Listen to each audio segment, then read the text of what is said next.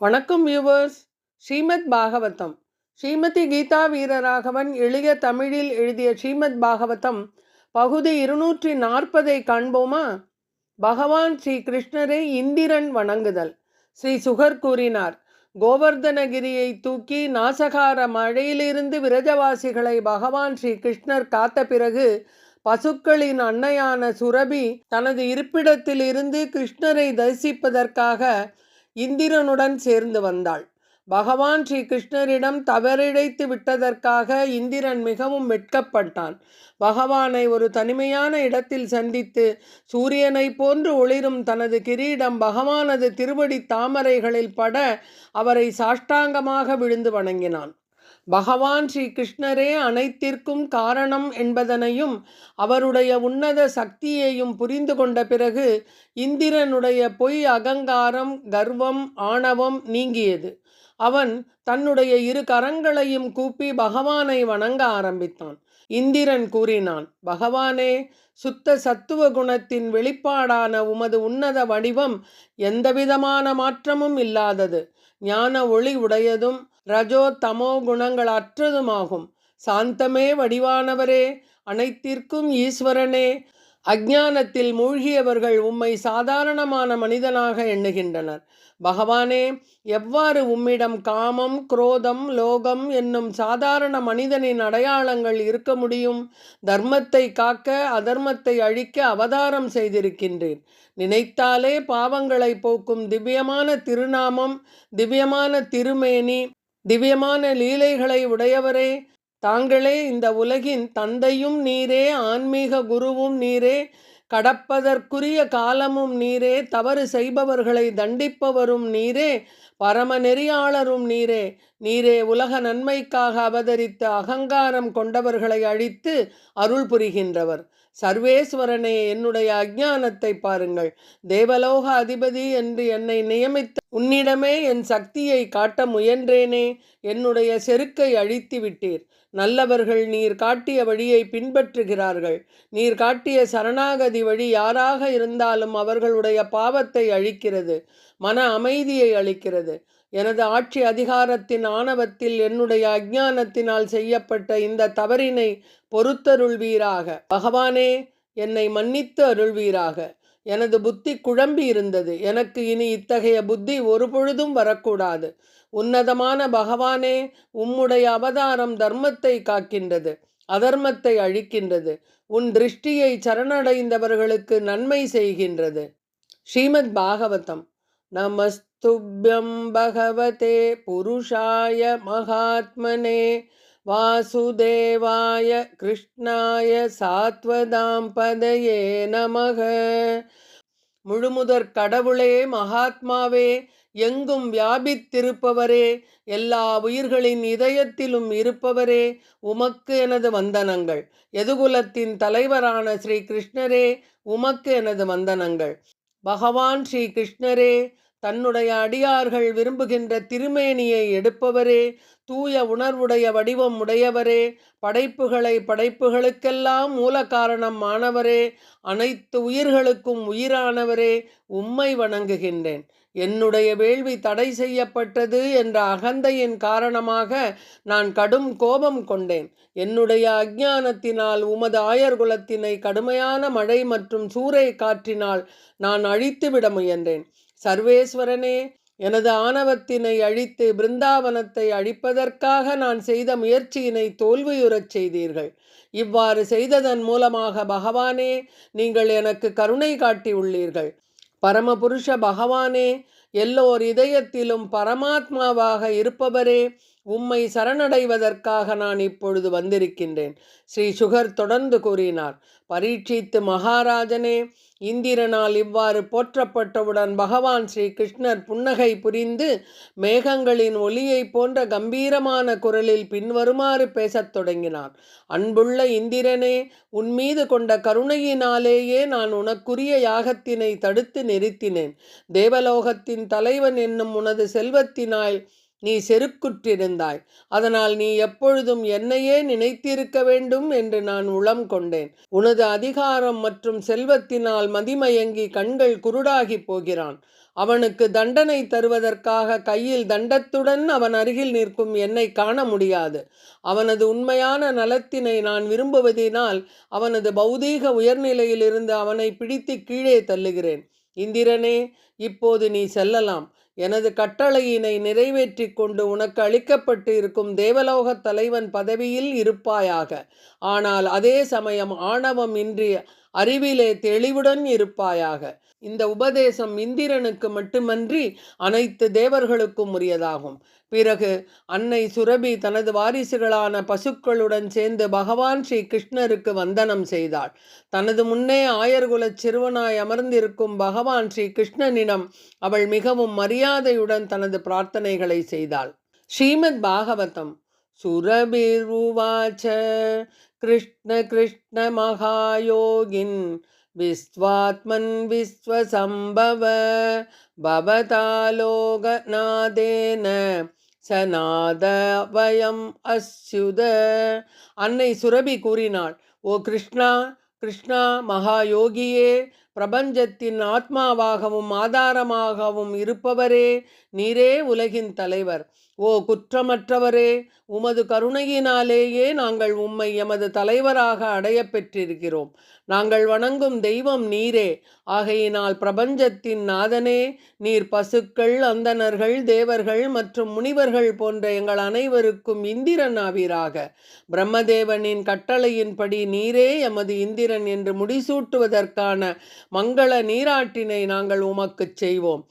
ஓ பிரபஞ்சத்தின் ஆத்மாவே, பூமியின் பாரத்தை குறைப்பதற்காகவே நீர் இவ்வுலகில் அவதரித்திருக்கின்றீர். இவ்வாறு பகவான் கிருஷ்ணரை வேண்டிக் கொண்ட அன்னை சுரபி தனது பாலினால் அவருக்கு மங்கள நீராட்டுச் செய்தாள். கோவிந்த பட்டாபிஷேகம்.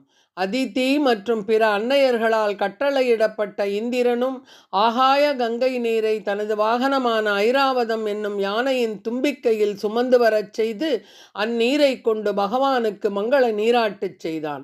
இவ்வாறு தேவர்கள் மற்றும் முனிவர்களின் துணையுடன் இந்திரன் தாசார்க குலத்தைச் சேர்ந்த பகவான் ஸ்ரீ கிருஷ்ணருக்கு முடிசூட்டி அவருக்கு கோவிந்தன் எனும் நாமமும் அளித்தான். தும்புரு நாரதர் மற்றும் பிற கந்தர்வர்கள் போன்றோர் வித்யாதரர்கள், சித்தர்கள் மற்றும் சாரணர்களுடன் சேர்ந்து இவ்வுலகம் முழுவதையும் காத்து ரட்சிக்கும் பகவான் ஸ்ரீஹரியின் கீர்த்திகளை இசைப்பதற்கு அங்கே வந்து கூடினர். தேவர்களின் மனைவியர் மகிழ்ச்சியுடன் பகவானை கௌரவிக்கும் பொருட்டு அந்த இசைக்கு ஏற்ப நடனமாடினர். மிகவும் முக்கியமான தேவர்கள் பகவானின் கீர்த்தனைகளை போற்றி பாடி அற்புத நறுமண மலர்களை அவரை சுற்றி தூவினர். உலகங்களும் பரம திருப்தி அடைந்தன. பசுக்கள் தமது பாலால் பூமியை நனைத்தன. பல்வேறு வகையான இனிய சுவையுடைய ரசங்களுடன் நதிகள் பெருக்கெடுத்து ஓடின. மரங்கள் தேனை சொரிந்தன. உணவிற்கான தாவரங்கள் பயிர் செய்யாமலேயே விளைந்தன. மற்றும் மலைகள் தமக்குள்ளே மறைத்து வைத்திருந்த நவரத்தினங்களை அளித்தன.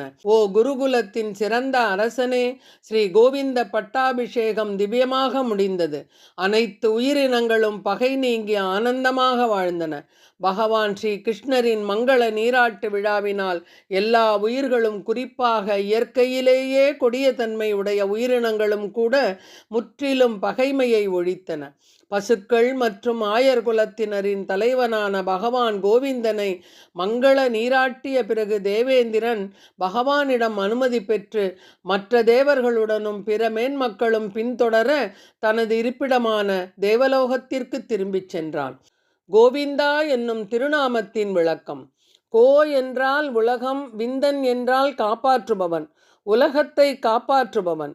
கோ என்றால் பசு, விந்தன் என்றால் தலைவன், பசுக்களுக்கு தலைவன்.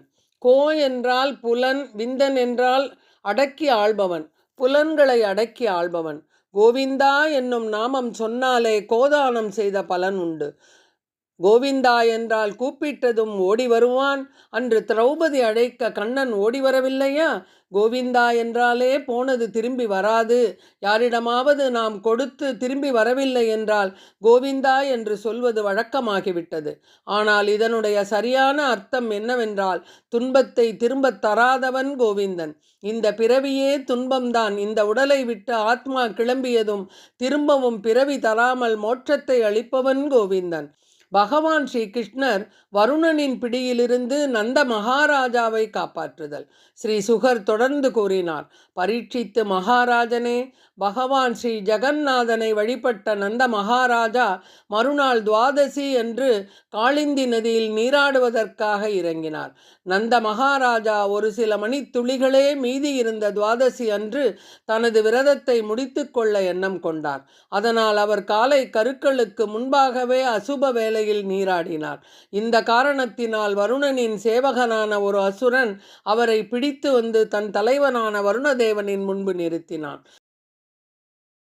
மகாராஜாவை காணாத ஆயர்கள் ஓ கிருஷ்ணா, ஓ ராமா என்று பெருங்குரல் எடுத்து கூறி அழைத்ததை கேட்டு ஸ்ரீ கிருஷ்ணர் தனது தந்தை வருணனால் சிறைப்பிடிக்கப்பட்டார் என்பதை புரிந்து கொண்டார்.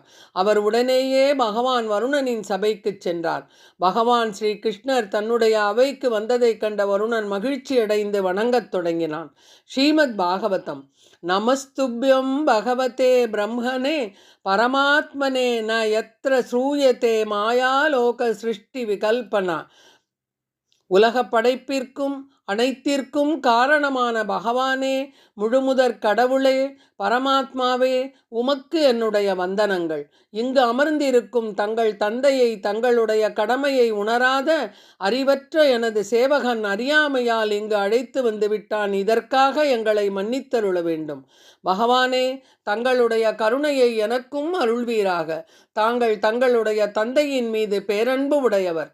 அவரை அருள் கூர்ந்து அழைத்துச் செல்லுங்கள். வருணதேவனால் இவ்வாறு திருப்தி செய்யப்பட்ட பகவான் ஸ்ரீ கிருஷ்ணர் தமது தந்தையை அழைத்து கொண்டு இல்லம் திரும்பினார். கண்ட அனைவரும் மகிழ்ச்சி அடைந்தனர். சமுத்திர லோகத்தின் அதிபதி தேவரான வருணதேவனின் பெரும் வளத்தினை முதலில் கண்டும் அவரது பணியாட்கள் மற்றும் வருணன் ஆகியோர் பகவான் கிருஷ்ணரை மிக்க பணிவுடன் வணங்கியதையும் கண்டு நந்த மகாராஜா பெரும் ஆச்சரியத்தில் மூழ்கினார். தமது சக ஆயர்களுக்கு விளக்கி கூறினார். அனைவரும் இதை கேட்டு மிகவும் ஆச்சரியமடைந்தனர். நந்த மகாராஜன் கூறியதை கேட்டுக்கொண்டிருந்த பகவான் ஸ்ரீ கிருஷ்ணர் பின்வருமாறு எண்ணினார். உலகில் உள்ள மக்கள் தங்களது உயர்ந்த மற்றும் தாழ்ந்த இலக்குகளுக்கு இடையிலேயே அலைந்து கொண்டிருக்கின்றனர். இவர்கள் அஞ்ஞானத்தினாலேயே உலகியல் ஆசையில் மூழ்கியவராக உள்ளனர். எது உண்மையான இலக்கு என்பதை அறியாமல் இருக்கின்றனர். அதனால் மீண்டும் பிறவி எடுத்துக்கொண்டே இருக்கின்றனர். இவ்வாறு ஆழ்ந்து சிந்தித்து பெரும் கருணையுடைய பகவான் ஸ்ரீஹரி இந்த பௌதீக இருளுக்கு மேலே உள்ள தமது உறைவிடமான ஸ்ரீவைகுண்டத்தை ஆயர்களுக்கு காட்டி அருளினார். ஸ்ரீமத் பாகவதம். இது சஞ்சித்ய பகவான் மகாகாருணிக ஹரிஹி தர்சயாம் ஆசலோகம் ஸ்வம் கோபானாம் தமசப்பரம். இந்த ஸ்லோகத்தில் பகவான் ஸ்ரீ கிருஷ்ணர் நித்தியமான உறைவிடத்தில் இருக்கின்றார் என்பது தெளிவாகிறது. தனது உறைவிடமான ஸ்ரீவைகுண்டத்தையும் அங்கு எழுந்தருளியிருக்கும் தன்னையும் அவர்களுக்கு காட்டினார். அளவற்றதும் உணர்வு உடையதும் நித்தியமானதுமான அழிவற்ற ஆன்மீக ஜோதியை காட்டி அருளினார். பிரம்மரதம் எனும் குளத்திற்கு ஆயர்களை பகவான் கிருஷ்ணர் அழைத்து வந்து அதில் மூழ்கி அவர்களை மீண்டும் வெளிவரச் செய்தார். ஸ்ரீவைகுண்டத்தை தரிசித்தார்கள்.